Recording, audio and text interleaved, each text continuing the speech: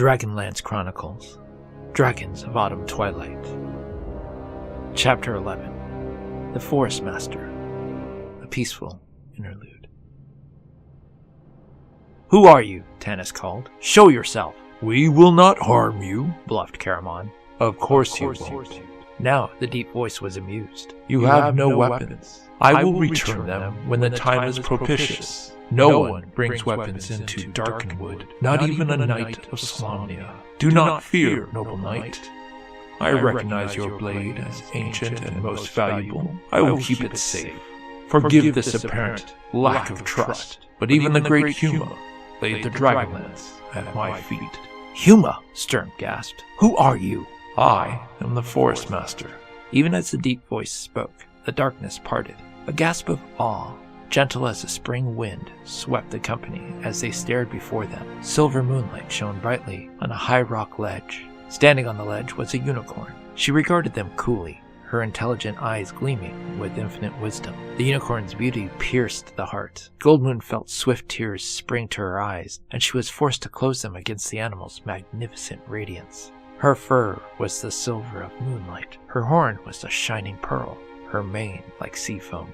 The head might have been sculpted from glistening marble, but no human or even dwarven hand could capture the elegance and grace that lived in the fine lines of the powerful neck and muscular chest. The legs were strong but delicate, the hooves small and cloven like those of a goat. In later days, when Goldmoon walked dark paths and her heart was bleak with despair and hopelessness, she had only to shut her eyes and remember the unicorn to find comfort. The unicorn tossed her head and then lowered it in grave welcome. The companions, feeling awkward and clumsy and confused, bowed in return. The unicorn suddenly whirled and left the rock ledge, cantering down the rocks toward them. Tanis, feeling a spell lifted from him, looked around. The bright silver moonlight lit the sylvan glade. Tall trees surrounded them like giant, beneficent guardians. The half-elf was aware of a deep, abiding sense of peace here, but there was also a waiting sadness. "Rest yourselves," the Forest Master said as she came along them. "You are tired and hungry. Food will be brought and fresh water for cleansing. You may put aside your watchfulness and fears for this evening. Safety exists here, if it exists anywhere in this land tonight." Caramon, his eyes lighting up at the mention of food, eased his brother to the ground.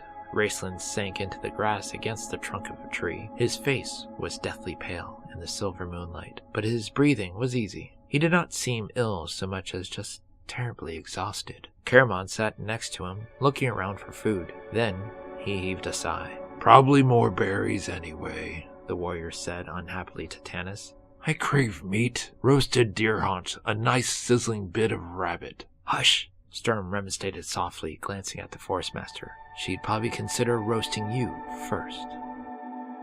Centaurs came out of the forest bearing a clean white cloth, which they spread on the grass. Others placed clear crystal globe lights on the cloth, illuminating the forest. Tasselhoff stared at the light curiously. "They're bug lights!" The crystal globes held thousands of tiny bugs, each one having 2 brightly glowing spots on its back. They crawled around inside the globes, apparently content to explore their surroundings. Next, the centaurs brought bowls of cool water and clean white clothes to bathe their faces and hands. The water refreshed their bodies and minds as it washed away the stains of battle. Other centaurs placed chairs, which Caramon stared at dubiously. They were crafted of one piece of wood that curved around the body. They appeared comfortable, except that each chair had only one leg. "Please, be seated," said the Forest Master graciously. "I can't sit in that," the warrior protested. "I'll tip over." He stood at the edge of the tablecloth. "Besides, the tablecloth is spread on the grass. I'll sit on the grass with it. Close to the food," muttered Flint into his beard. The others glanced uneasily at the chairs, the strange crystal bug lamps, and the centaurs. The chieftain's daughter, however, knew what was expected of guests. Although the outside world might have considered her people barbarians, Goldmoon's tribe had strict rules of politeness that must be religiously observed. Goldmoon knew to keep your host waiting was an insult to both the host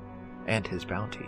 She sat down with regal grace. The one-legged chair rocked slightly, adjusting to her height, crafting itself for her alone. "Sit at my right hand, warrior," she said formally, conscious of the many eyes upon them. Riverwind's face showed no emotion, though he was a ludicrous sight trying to bend his tall body to sit in the seemingly fragile chair. but once seated, he leaned back comfortably, almost smiling in disbelieving approval. "Thank you for waiting until I was seated," Goldmoon said hastily, to cover the other's hesitation. "You may all sit now."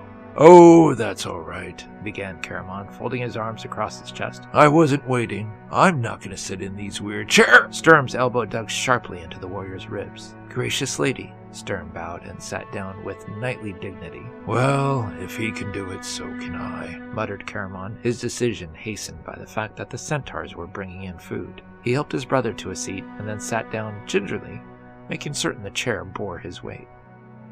4 centaurs positioned themselves at each of the 4 corners of the huge white cloth spread out upon the ground. They lifted the cloth to the height of the table, then released it. The cloth remained floating in place, its delicately embroidered surface as hard and sturdy as one of the solid tables in the inn of the last home. "How splendid! How did they do that?" Tasselhoff cried, peering underneath the cloth. "There's nothing under there," he reported, his eyes wide. The centaurs laughed uproariously, and even the forest master smiled. Next, the centaurs laid down plates made of beautifully cut and polished wood. Each guest was given a knife and a fork fashioned from the horns of a deer. Platters of hot roasted meat filled the air with tantalizing smoky aroma. Fragrant loaves of bread and huge wooden bowls of fruit glistened in the soft lamplight. Caramon, feeling secure in his chair, rubbed his hands together. Then he grinned broadly and picked up his fork. "Ah!" he sighed in appreciation as one of the centaurs set before him a platter of roasted deer meat. Caramon plunged his fork in, sniffing in rapture at the steam and juice that gushed forth from the meat. Suddenly,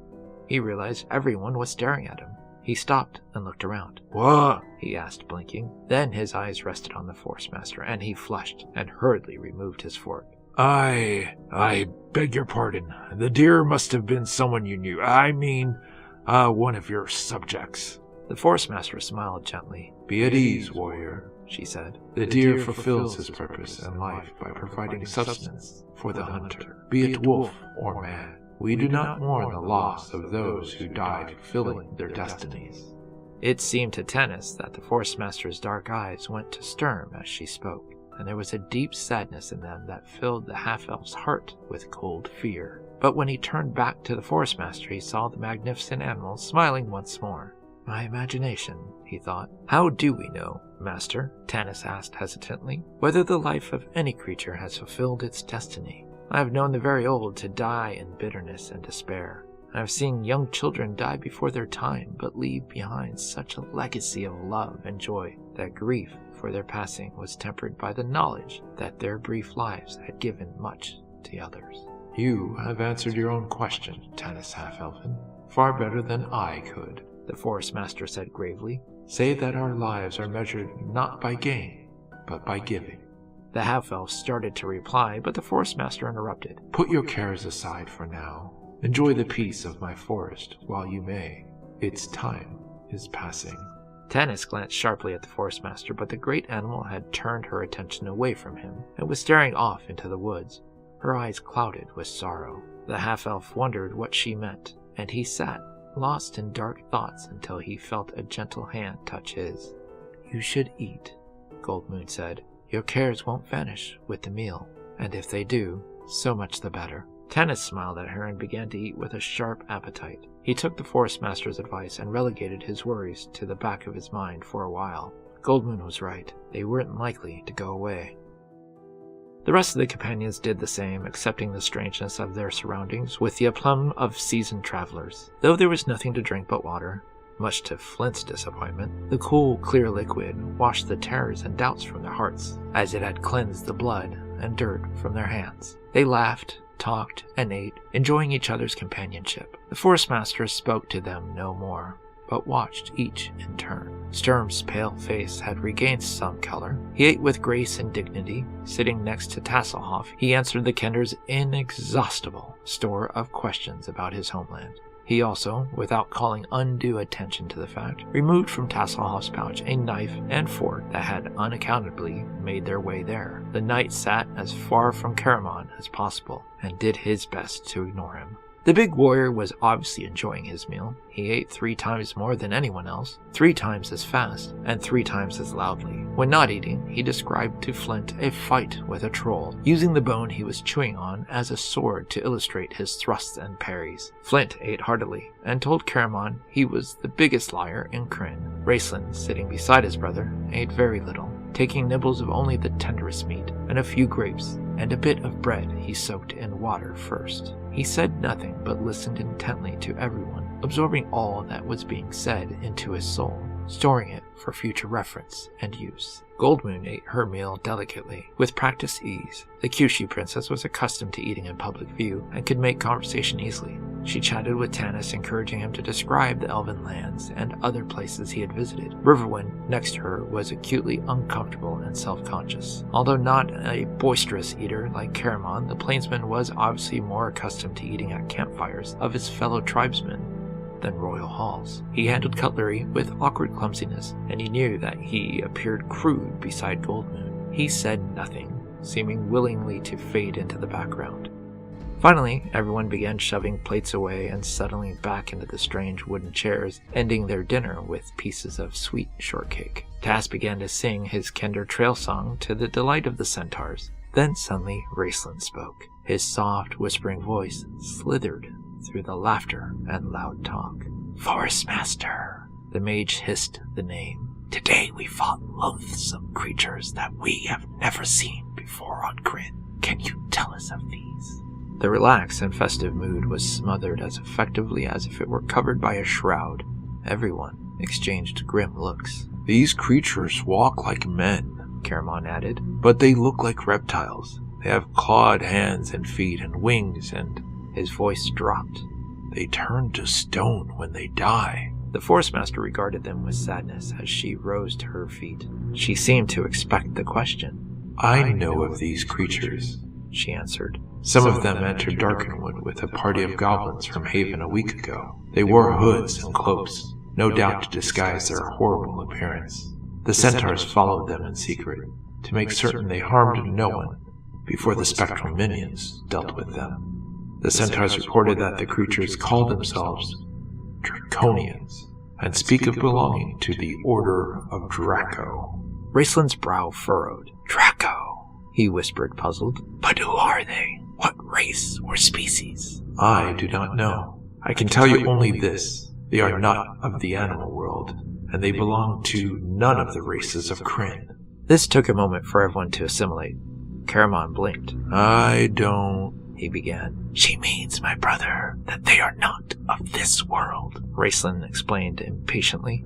"Then where did they come from?" Caramon asked, startled. "That's the question, isn't it?" Raceland said coldly. "Where did they come from, and why?" "I cannot answer that," the Force Master shook her head. "but I can tell you that before the spectral minions put an end to these Draconians, they spoke of armies to the north."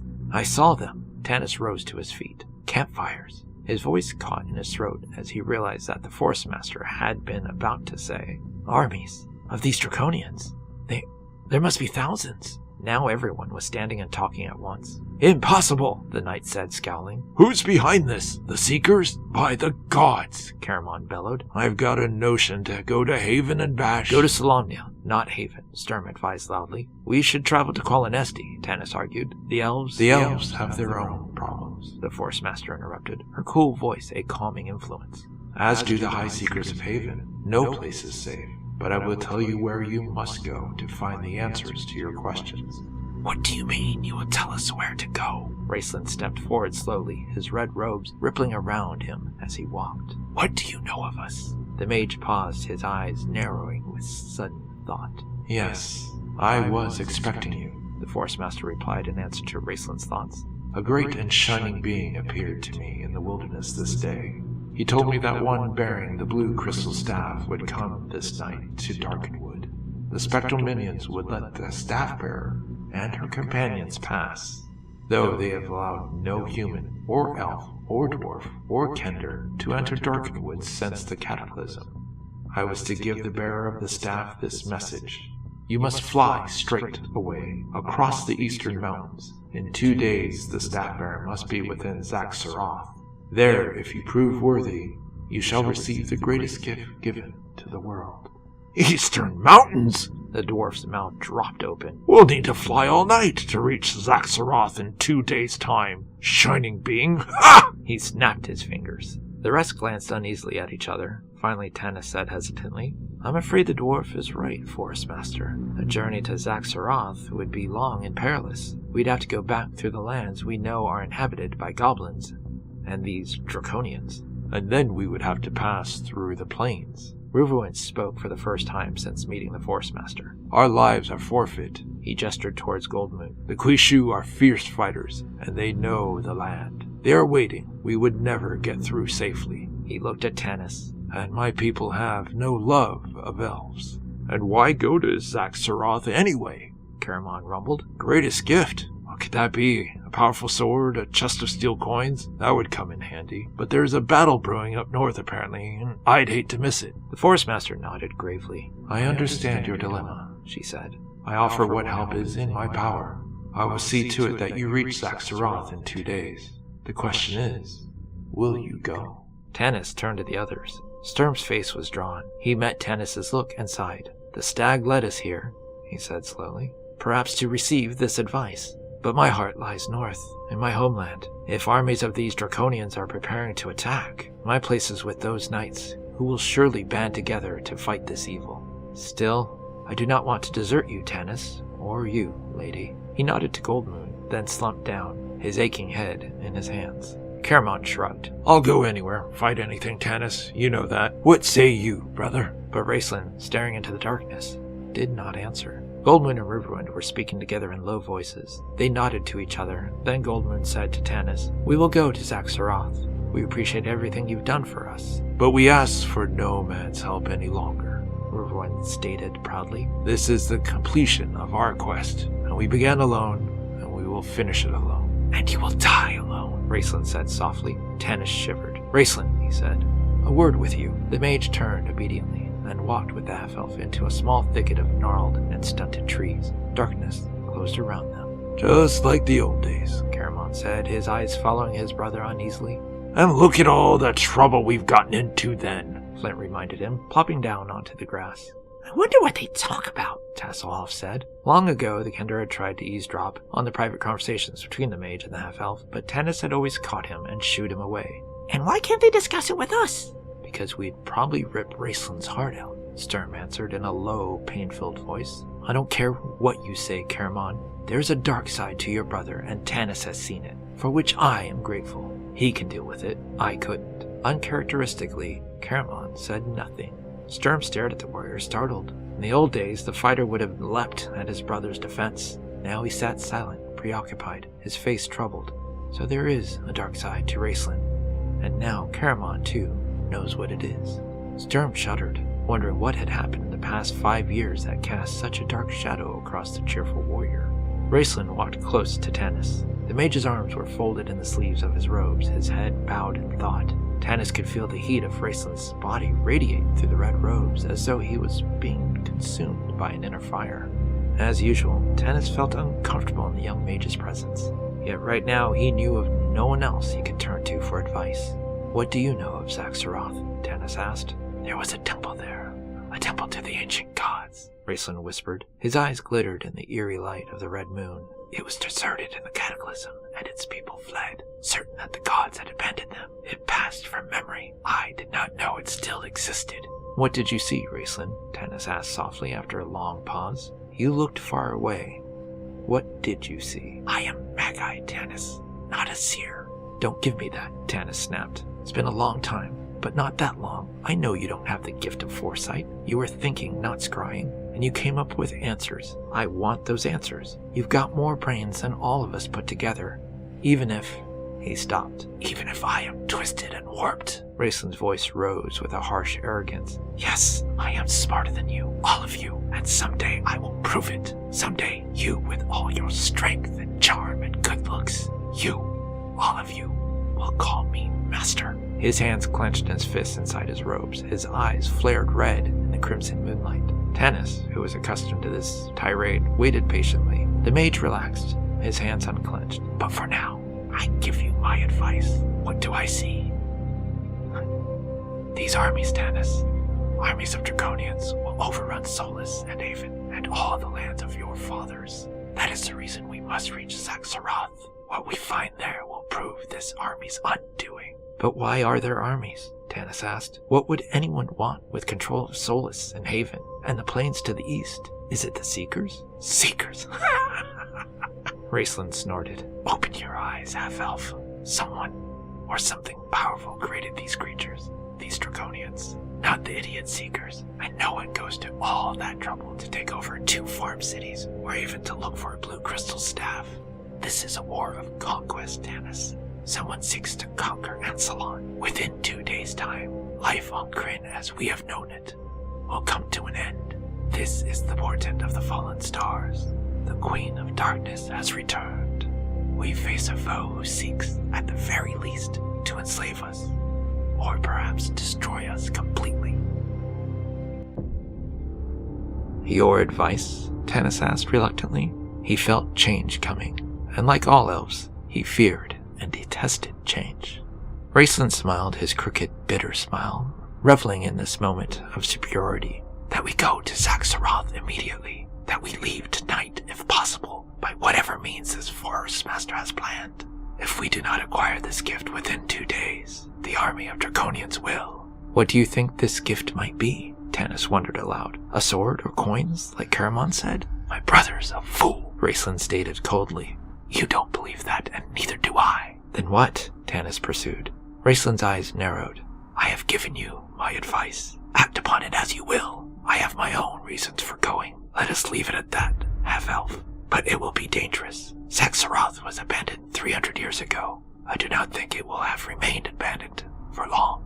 That is true, Tanis mused. He stood silently for long moments. The mage coughed once softly. Do you believe we were chosen, Raceland? Tanis asked. The mage did not hesitate. Yes, so I was given to know in the Tower of High Sorcery. So Par-Arsalan told me. But why?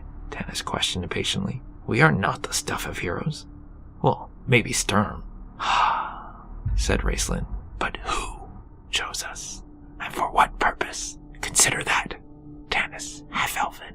The mage bowed to Tanis mockingly, and then turned to walk back through the brush to the rest of the group.